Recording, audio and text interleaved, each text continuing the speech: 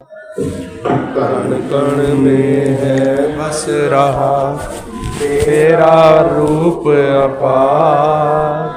तीन काल है सत्य तू गढ़ गढ़ वासी है प्रभु अविनाशी करता। दया तेरी हो सभी हम सागर से पार। निराकार साकार तुम जग के पालनहार। है बेअंत महिमा तेरी दाता परम्पार। परम पिता परमात्मा सब तेरी संतान। भला करो सबका प्रभु सबका हो कल्याण। भला करो सबका प्रभु सबका हो कल्याण। श्री संपूर्ण हरदेव वाणी इत तुझी निरंकार। जहाँ गुरु का ज्ञान वहाँ धर्मों का अंधियारा है। आत्मा को जो रोशन कर दे वो सच का उजियारा है। जहाँ गुरु का ज्ञान वहाँ शिक्षक का अभिमान है। जहाँ गुरु का ज्ञान वहाँ बच रहता इस भगवान है। जहाँ गुरु का ज्ञान वहाँ पर होती नहीं विषमता है। जहाँ गुरु का ज्ञान वहाँ पर रहती सदा क्षमता है। जहाँ गुरु का ज्ञान वहाँ न झूठ का व्यापार है। कहे हर देव सदा ही होता सच का कारोबार है। एक तुझी निरंकार। जहाँ गुरु का ज्ञान वहाँ न धर्मों का अंधियारा है। आत्मा को जो रोशन कर दे वो सच का उजियारा है। परम सत्कार योग प्यारी साध संगत जी प्यार से कहना सतगुरु माता जी के चरणों का ध्यान धर के बोलना। बोलिए सतगुरु माता सुदीक्षा सविंदर हरदेव। आओ सत्संग जी, आज बच्चे का जन्मदिन है। जैसा कि आप सभी सुन रहे हैं, वरदान जी आप सभी ने भरपूर रहमतें लुटाई, आशीर्वाद दिया बच्चे को। दास भी यही अरदास करता है कि बच्चा हमेशा चढ़ती कला में जाए। सारा परिवार सत्संग जी साध संगत से जुड़ा हुआ है, सेवा से जुड़ा हुआ है।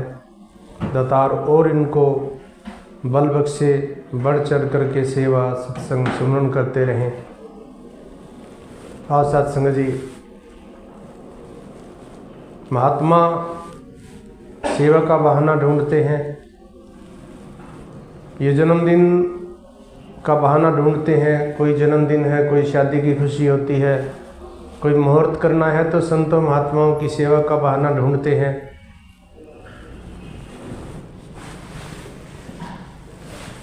क्योंकि अगर चाहते तो और तरीके से भी जन्मदिन मनाया जा सकता था, लेकिन संतों के चरणों में क्यों मनाया है? क्योंकि ये इससे बड़ा कोई परोपकार नहीं है। संतों की सेवा, संतों को सत्संग के साथ जोड़ना, संतों को सुमरन के साथ जोड़ना। महात्मा बताते हैं कि अगर एक इंसान को भी सत्य के साथ जोड़ दिया जाए तो 10 सोने के मंदिर बनाने के जितना पुण्य प्राप्त होता है। क्योंकि मनुष्य जन्म प्राप्त हुआ है, बई प्राप्त मानुख देहुरिया, गोविंद मिलन की ये तेरी बरिया। मनुष्य जन्म प्राप्त हुआ है और मनुष्य जन्म में आकर अगर परमात्मा को प्राप्त नहीं किया, परमात्मा को जाना नहीं, परमात्मा को देखा नहीं, अगर ऐसे ही चला गया तो फिर वो मनुष्य जन्म में आए हुए का क्या लाभ। इसलिए महात्मा बहाना ढूंढते हैं कि कोई इंसान इस सत्य के साथ जुड़ सके। क्योंकि मनुष्य जन्म का मकसद असली यही है। आओ सत्संगत, महात्मा बुद्ध जी के समय की बात है। भगवान बुद्ध जिनको हम कहते हैं, एक बार भगवान बुद्ध यात्रा करते करते अपने शिष्यों के साथ जा रहे थे। एक इंसान आया और आकर कहता है कि भगवान मुझे बताइए क्या ईश्वर है। भगवान बुद्ध कहते हैं कि आपको क्या लगता है। वो इंसान कहता है कि मुझे तो लगता है कि ईश्वर है। भगवान बुद्ध कहते हैं नहीं, ईश्वर नहीं है, इस संसार में ईश्वर है ही नहीं। अब साथ संगत फिर यात्रा चल पड़ी। दोपहर के समय एक और इंसान आया और आकर कहता है कि भगवान मुझे तो ईश्वर लगता है कि कहीं है ही नहीं, ईश्वर नाम से कोई शक्ति ही नहीं है। भगवान बुद्ध कहते हैं कि आपको ऐसा क्यों लगता है। वो कहता है कि मुझे कभी तो लगता है कि ईश्वर मेरे अंग संग है, मेरे साथ खड़ा हुआ है, मेरी मदद कर रहा है, और कभी मुझे ऐसे लगता है कि ईश्वर नहीं है। तो भगवान बुद्ध कहते हैं कि ईश्वर तो कण कण में है। अब साथ संगत जो शिष्य भगवान बुद्ध के साथ जा रहे थे वो एकदम से चक्कर में पड़ जाते हैं कि एक ही सवाल दो व्यक्तियों ने किया और उत्तर अलग अलग है। ये क्या मतलब हुआ। एक को तो भगवान बुद्ध कहते हैं कि ईश्वर है ही नहीं, और दूसरे को कह रहे हैं कि कण कण में ईश्वर है। उनके मन में संशय हुआ। शाम हो गई। शाम को जब भगवान बुद्ध आराम करने के लिए जा ही रहे थे तो एक इंसान और आता है शाम के समय। वो काफ़ी परेशान है, एकदम परेशानी की अवस्था में आकर कहता है कि हे भगवान मुझे बताइए ईश्वर है कि नहीं। मैं जगह जगह घूम के आया हूँ, मुझे कहीं ईश्वर नहीं मिला है। मैंने सुना है कि आपको ईश्वर का बोध हासिल है, आप मुझे बताइए। अब भगवान बुद्ध मौन हो जाते हैं। अब जो शिष्य साथ में थे उनका दिमाग एकदम से चकरा जाता है कि सवाल तो एक ही था, उत्तर तीन हो गए। अब वो हाथ जोड़कर विनती करते हैं कि प्रभु ये क्या माजरा है। क्या आप परमात्मा को मानते हो? क्या आप परमात्मा को जानते भी हो या नहीं जानते हो? एक ही सवाल है और आपने तीन उत्तर दिए हैं। बताइए भगवान, हमारी बुद्धि छोटी है, इसका राज क्या है? अब भगवान बुद्ध बताते हैं कि जो पहला इंसान आया था, जो ये कह रहा था कि ईश्वर, मुझे लगता है कि ईश्वर है, तो इसका भाव ये है कि अभी तक वो ईश्वर को जानता नहीं है। उसने ईश्वर यानी ब्रह्म ज्ञान प्राप्त नहीं किया, उसके पास ईश्वर नहीं है। वो सुनी सुनाई बात कह रहा है। उसके परिवार में, आसपास में संस्कार जो थे, जो उसने देखा कि जो पूजा करते हैं परिवार वाले, जिस प्रकार से कहीं भी जाते हैं पूजा स्थान पे, वो उसी प्रकार से परमात्मा मान रहा है। उसको आत्म ज्ञान नहीं हुआ है, उसको ईश्वर की प्राप्ति नहीं हुई है। वो सुनी सुनाई बातें कर रहा था, इसलिए मैंने उसको मना कर दिया कि ईश्वर नहीं है, ताकि वो ईश्वर की खोज कर सके। क्योंकि मनुष्य जन्म मिला है तो ईश्वर को प्राप्त करने के लिए मिला है। लेकिन चिंता का विषय ये है कि इंसान एक लंबी आयु जीकर चला जाता है, ईश्वर प्राप्त नहीं होता है, ब्रह्म ज्ञान की प्राप्ति नहीं होती है। जबकि सारे वेद कह रहे हैं, ग्रंथ कह रहे हैं कि परमात्मा को जाना जा सकता है, परमात्मा को पाया जा सकता है। अगर हम रामायण की बात करें तो रामायण भी कहती है कि बिन जाने ना होए प्रतीति, बिन प्रतीत ना होए प्रीति, बिन प्रीति ना भक्ति दृढ़ाई, जो खगेश जल पे चिकनाई। कहते हैं कि बिन जाने ना होए प्रतीति, प्रतीति मैंने होता है विश्वास। कहते हैं जब तक आप परमात्मा को जानते नहीं है आपका विश्वास नहीं हो सकता। बिन प्रतीत ना होए प्रीति, बिन जाने ना होए प्रतीति, बिन प्रतीति ना होए प्रीति। कहते हैं कि जब तक आप परमात्मा को जानते नहीं तो विश्वास नहीं होगा, और विश्वास नहीं है तो जब सामने परमात्मा नजर नहीं आएगा, जब तक तो अगर जीवन में कोई उतार चढ़ाव आ जाता है, कोई दुख सुख आ जाता है, तो फिर इंसान जिस भी पूजा स्थान पे जाता है फिर वहां से उसका विश्वास हट जाता है, फिर वो कोई और सहारा ढूंढता है। इसलिए कहते हैं कि बिन जाने ना होए प्रतीति, बिन प्रतीत ना होए प्रीति, बिन प्रीति ना भक्ति दृढ़ाई, जो खगेश जल पे चिकनाई। कहते हैं जब परमात्मा आपको अंग संग महसूस नहीं होता है तो प्यार कैसे हो जाएगा। ये तो वो बात हो गई कि अगर किसी बहन को कहें कि अपने बच्चे से प्यार करो, अभी उस बहन की गोद में बच्चा नहीं आया है, क्या उसका प्यार उमड़ेगा? नहीं उमड़ेगा। हम उसके कहेंगे आपका बच्चा बहुत सुंदर है, इतना बड़ा है, इसका नाम भी ये है, तो भी प्यार नहीं उमड़ेगा।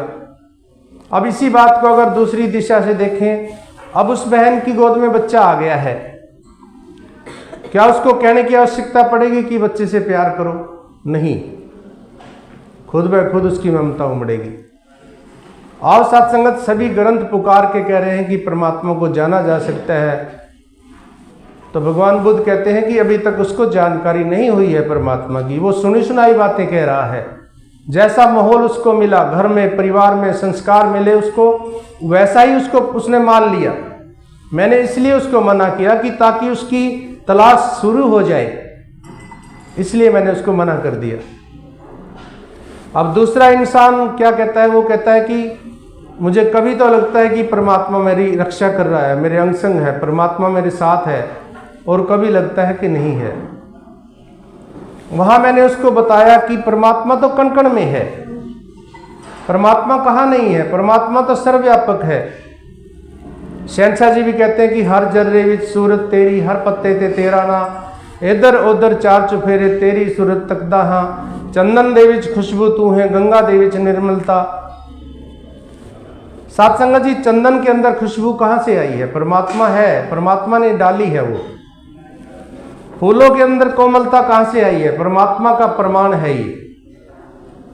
सूरज आ रहा है समय पे, दिन हो रहा है, रात हो रहा है, तो परमात्मा का प्रमाण है ये। समय पे बारिश होती है, समय पे धूप निकलती है। तो इसलिए मैंने उसको बताया कि उसका विश्वास, उसको ब्रह्म ज्ञान तो मिला, लेकिन अभी उसको पूर्ण रूप से बोध नहीं हुआ है। कहते हैं कि एक ईश्वर के बोध बिना ना मन उजला हो पाता है, बोध अगर हो जाए तो फिर दूर अंधेरा जाता है। और सत्संग जी, महात्मा यही संदेश दे रहे थे बुद्ध जी की मनुष्य जन्म प्राप्त हुआ है तो परमात्मा की जानकारी करें, परमात्मा को जाने। अगर नहीं जाना तो फिर इंसानी जन्म का लाभ नहीं है। इंसानी जन्म में आकर भी फिर अगर ऐसे ही चला गया तो फिर वो पशु पक्षी के समान माना गया है। निंद्रा भोजन भोग भय पशु पूरक समान, ज्ञान अधिक नर माही, ज्ञान बिना पशु जान। कहते हैं कि निंद्रा भोजन भोग भय, कहते हैं इंसान भी सोता है और पशु भी निंद्रा लेते हैं, सोते हैं। पेट पशु भी भर लेते हैं और इंसान भी भर लेता है। परिवार उनके भी बढ़ जाते हैं और इंसान के भी बढ़ जाते हैं। भय इंसान को भी लगता है और जानवर पशु को भी लगता है। अगर हम किसी इंसान को एक पत्थर उठा के मारने की करें तो वो डर जाएगा, पत्थर ना भी उठाएं मारने की एक्टिंग करें तो वो डर जाता है, जानवर भी डर जाता है। क्या अंतर है? निंद्रा भोजन भोग भय पशु और पुरख समान, ज्ञान अधिक नर माही, ज्ञान बिना पशु जान। कहते हैं कि परमात्मा ने इंसान को ज्ञान यानी समझ दी है। परमात्मा ने इंसान को समझने की ताकत दी है। अगर चाहे इंसान तो समझ समझ के बड़ी बड़ी डिग्रियां प्राप्त कर लेता है, डॉक्टर बन जाता है, वकील बन जाता है, जज बन जाता है, बड़े बड़े ओहदे प्राप्त कर लेता है समझ के कारण। हालांकि समझ उन योनियों को भी है जिनको पशु कह रहे हैं, जिनको पक्षी कहा जा रहा है। हम उनका उदाहरण देते हैं। अगर कोई अच्छा गा रहा है तो हम कहते हैं कि कोयल जैसी आवाज है, इसका मतलब कोयल श्रेष्ठ हो गई। अगर कोई अच्छा नाच रहा है तो हम कहते हैं कि मोरनी की तरह नाच रहा है, यानी मोरनी श्रेष्ठ हो गई।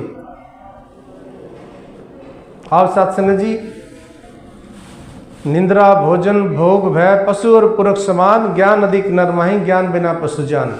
अगर मनुष्य जन्म में आकर इस ज्ञान को प्राप्त नहीं किया, परमात्मा को जानकारी परमात्मा की नहीं प्राप्त की, अपने आप की जानकारी प्राप्त नहीं की, तो कोई लाभ नहीं है।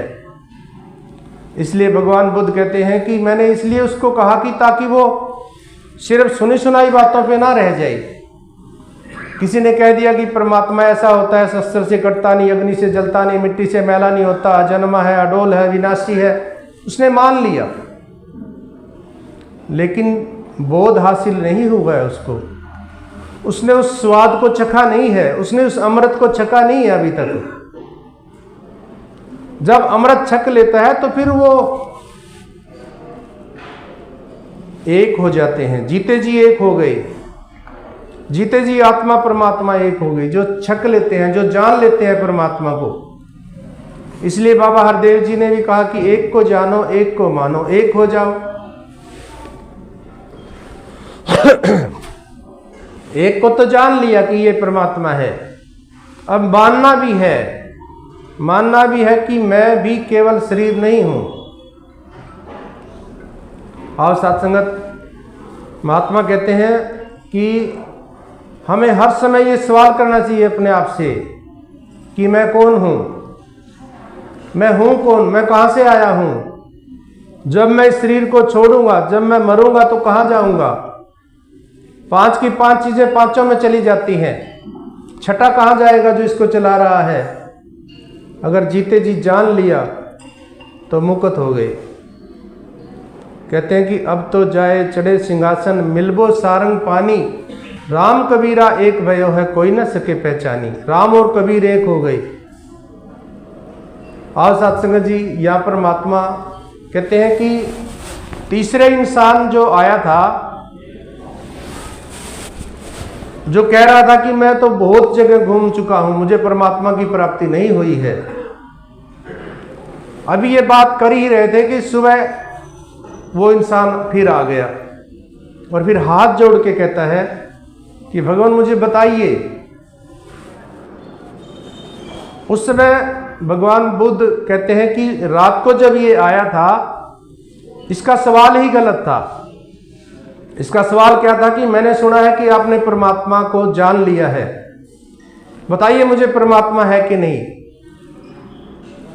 सवाल क्या करना था कि हे प्रभु, जैसे भगवान श्री कृष्ण जी कहते हैं कि दंडवत प्रणाम करें, पुष्पमाल अर्पण करें और विनती करें कि हे प्रभु मुझे अपने निज स्वरूप का दर्शन करवा। विनती करनी होती है। लेकिन ये इंसान तो कह रहा है कि मैंने सुना है कि आप परमात्मा जान चुके हैं, मुझे बताइए। ये ऐसे नहीं। अब वो इंसान हाथ जोड़ के कहता है कि प्रभु मुझे बताइए, मैं बहुत जगह घूम चुका हूं। भगवान बुद्ध कहते हैं कि तुम कहां कहां घूम के आए हो। कहता है मैंने सारे तीर्थों पे गया, मैंने तप किया, मैंने दान किया, मैंने स्नान किया, मैंने यज्ञ किए, मुझे कहीं परमात्मा नहीं मिला। तो भगवान बुद्ध कहते हैं कि मैं तुझे बताऊंगा, लेकिन मेरा एक सफेद मोती गुम हो गया है, अगर तुम मुझे उसे ढूंढने में मेरी मदद करोगे तो मैं तुम्हें भगवान बताऊंगा।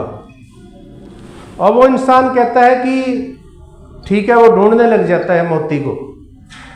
ढूंढते ढूंढते शाम हो गई, मोती नहीं मिला। वो कहता है कि प्रभु नहीं मिल रहा है। कहता है अगर तुम मुझे मोती ढूंढ कर दोगे तो मैं परमात्मा का पता बताऊंगा तुझे। अब रात हो गई, अंधेरा हो गया, तो वो इंसान कहता है कि प्रभु आप याद कीजिए कि आपका मोती कहां पे गुम हुआ था। भगवान बुद्ध कहते हैं कि मोती तो मेरा कुटिया में गुम हुआ था।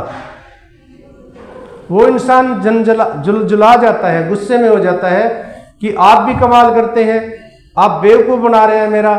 आपका मोती अंदर गुम हुआ और आप मुझे यहां कह रहे हैं ढूंढने को।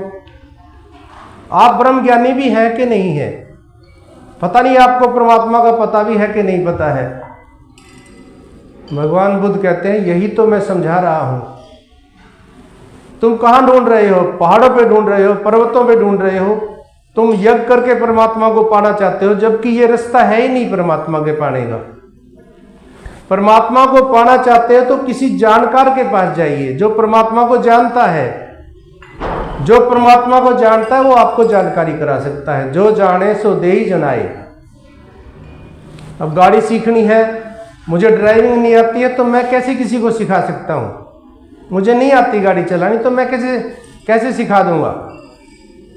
अब जिसको परमात्मा का पता ही नहीं है, जो परमात्मा को जानता नहीं है, वो कैसे परमात्मा की जानकारी दे देगा? भगवान श्री कृष्ण जी कहते हैं कि मेरे किसी भी विवेकी पुरुष के पास जा, उसे दंडवत प्रणाम कर। विवेकी पुरुष उसे कहते हैं जो परमात्मा को जानता है, जो ब्रह्म ज्ञानी है, जिसके पास ब्रह्म का ज्ञान है और ब्रह्म ज्ञान हमेशा रहा है। नाम रहो, साधु रहो गुरु गोविंद। परमात्मा भी हर समय है, कण कण में है, हर जगह है, और इसको बताने वाले भी हर जगह हैं।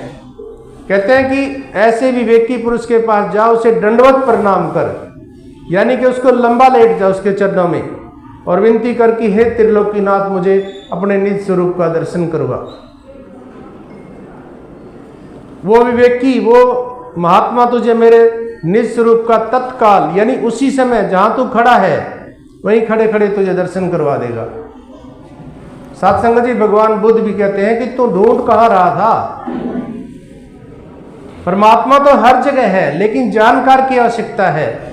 और साथ संगत, फिर जैसे आपको ज्ञान कराया गया है वही ज्ञान करवाते हैं भगवान बुद्ध उस इंसान को।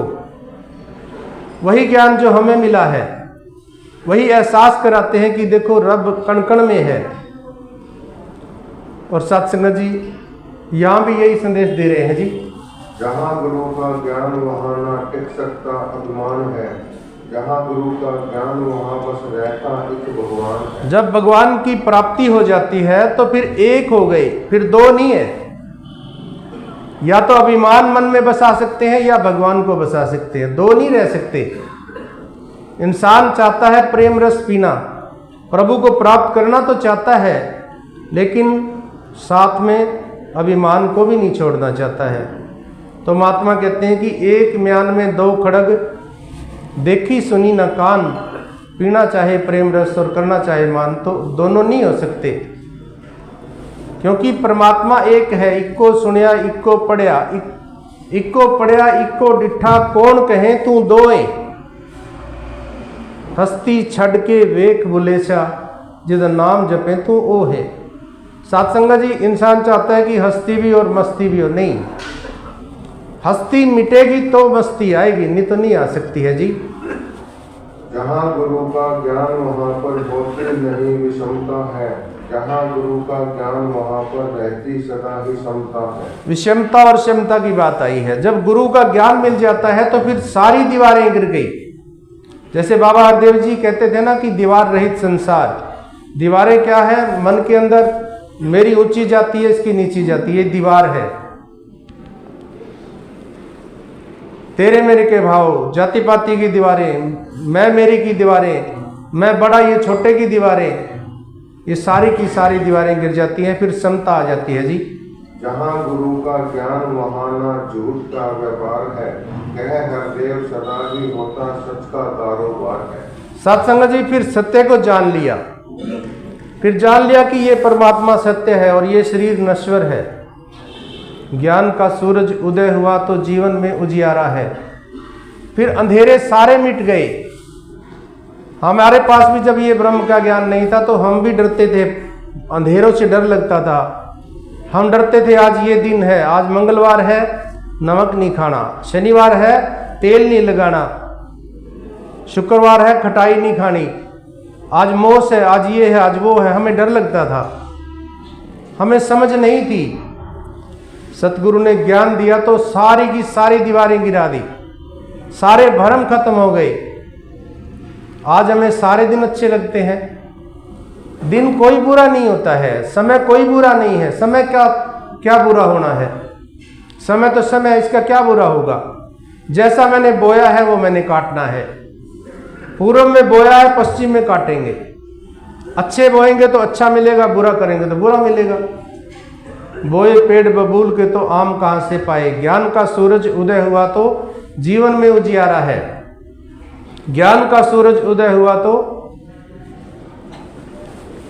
सही गलत को जान लिया, अविनाशी का पता चला है, नश्वर को पहचान लिया। हमें सतगुरु के द्वारा समझ आई है कि ये नश्वर है, ये शरीर नश्वर है, ये मिट जाएगा, ये खत्म हो जाएगा, ये नहीं रहेगा।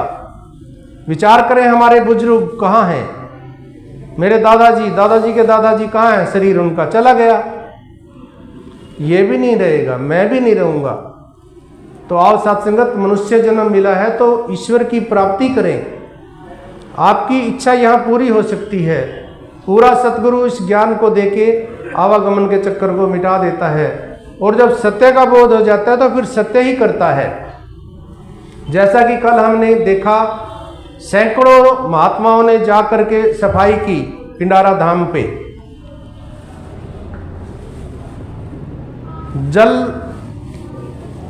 मन सुंदर हुआ हमारा, क्योंकि जल सुंदर, जल स्वच्छ, मन स्वच्छ। हमने सफाई की है तो हमारे मन के अंदर सुंदरता आई है।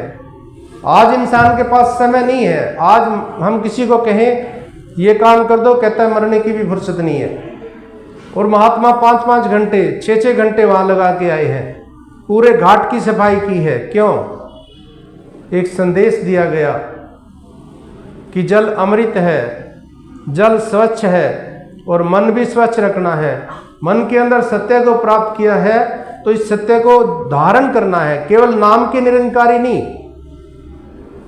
ज्ञान तो बहुतों को मिला है, लेकिन नाम के नहीं, अंदर बाहर से सत्य को बसा करके मन में जीवन को जीना है। एक नूर नजर आए सभी के अंदर, नर है चाहे नारी है, सब में एक नूर नजर आए।